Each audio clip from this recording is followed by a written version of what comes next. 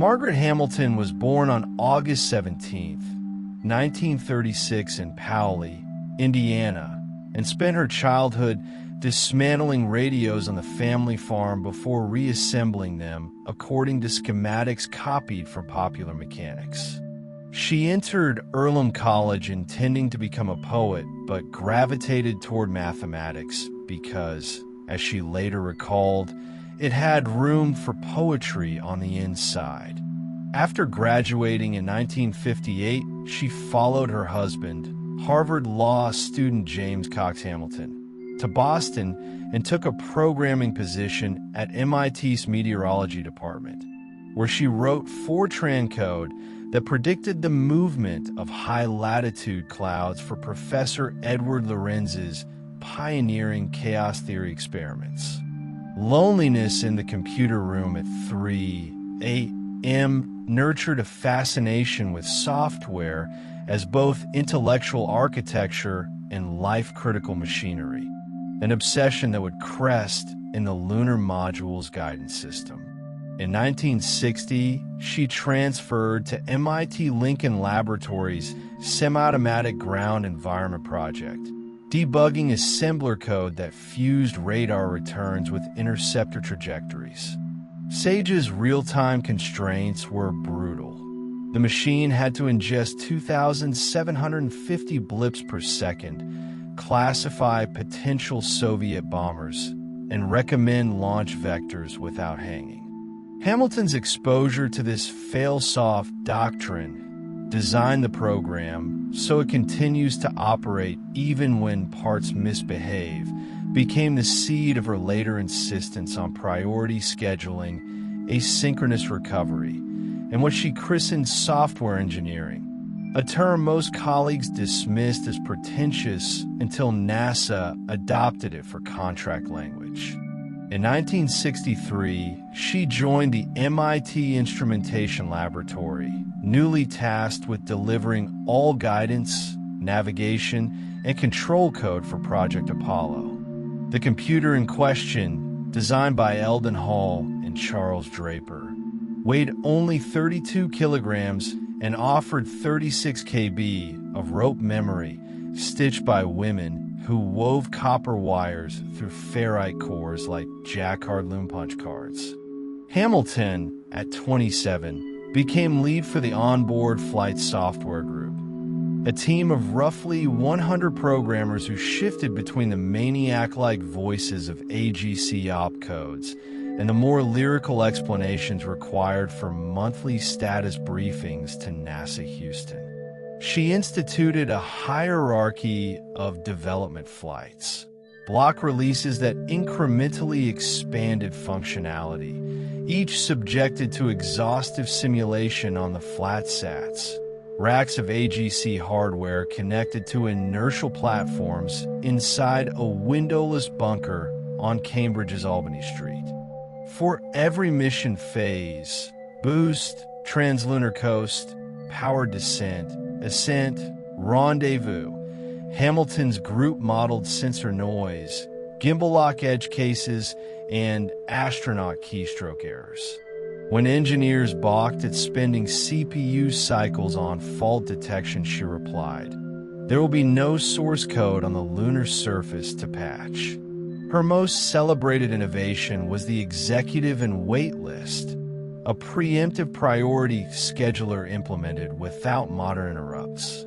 Each job carried a vector of urgency bits. When sensor polling or radar acquisition spiked, non-critical tasks yielded automatically, and the executive dropped overflow requests onto a circular waitlist. This architecture revealed its worth at 2017 and 22 seconds Universal Time, coordinated on July 20th, 1969, when Apollo 11's lunar module, Eagle, triggered 12:01 and 12:02 alarms. A rendezvous radar switch was misset, flooding the AGC with spurious interrupts. Hamilton's executive discarded these downlink radar jobs, preserved attitude control and descent engine servo loops, and displayed the alarms as advisories rather than fatal errors. Guidance Officer Steve Bales polled Hamilton's colleagues in Houston, got a go to proceed, and Neil Armstrong kept descending. Post-flight analysis showed that without the executive's graceful degradation logic, the module would have rebooted 6 times, each aborting the landing. Hamilton also wrote the in-flight restart table that allowed the AGC to recover mid-program with preserved state. Registers, counters, and radar data mapped to fixed memory addresses so that a warm restart resumed computations within milliseconds, an early ancestor of today's checkpoint restart systems. Her insistence on end-to-end simulation produced obscure but mission-critical patches.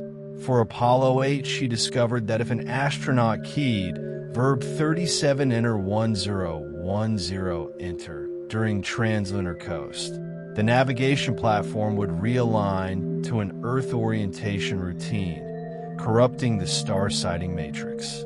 She added a hilariously dry comment to the patch set: "Do not allow the crew to think for themselves in mid-course." After Apollo, she became director of the lab's software engineering division for Skylab, where she designed priority inheritance to prevent deadlocks in simultaneous solar panel deployment and attitude hold loops, and introduced the concept of end-to-end data dictionaries, which forced sensor engineers to define bit field semantics before the first line of code was written. In 1976, she left MIT to found Higher Order Software, a company that formalized the Universal Systems Language, a specification language combining algebraic semantics with a visual syntax reminiscent of flowcharts translated into predicate logic. USL generated Ada, C, and later C++ automatically, inserting fault-tolerance metacode that wrapped every function in condition monitors and rollback checkpoints. The approach anticipated model-driven architectures and earned her an IEEE Computer Society Pioneer Award in 1985, though industry uptake lagged because compilers of the era groaned under USL's parse trees. Hamilton's advocacy for rigorous development culminated in the 1990s with contributions to the Space Shuttle's primary avionics software system and the Department of Defense's Black Hawk helicopter fly-by-wire upgrade. She pushed for zero-defect baselines, claiming that bugs reflected epistemic laziness as much as complexity. Critics said such purity was impractical. She retorted by citing Apollo's in-flight error rate, one anomaly in more than 1 million executed opcodes. Her speeches at Ada Euro conferences mixed Knuth-style literate programming with parables from Greek tragedy. Antigone followed conflicting protocols and crashed. We must not. When open-source culture rose, she applauded it as a moral counterpart to her transparency mantra. The more eyes, the fewer ghosts hiding in conditionals. Recognition arrived late. NASA awarded her the Exceptional Space Act Medal in 2003 with a $9,000 check that she donated to Earlham for Women in Math scholarships. In 2016, President Barack Obama placed the Presidential Medal of Freedom around her neck.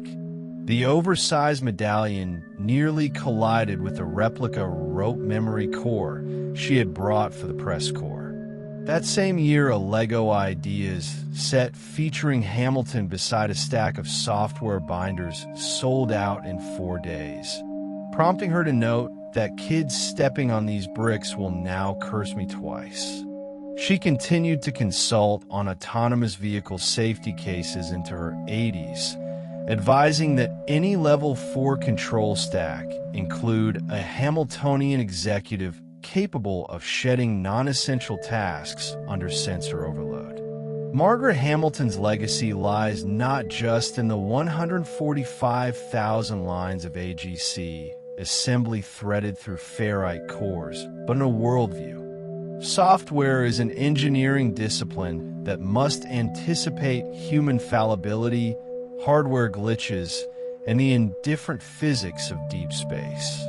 She treated every line of code as a potential point of failure and insisted that elegance emerges from exhaustively anticipating the ugly.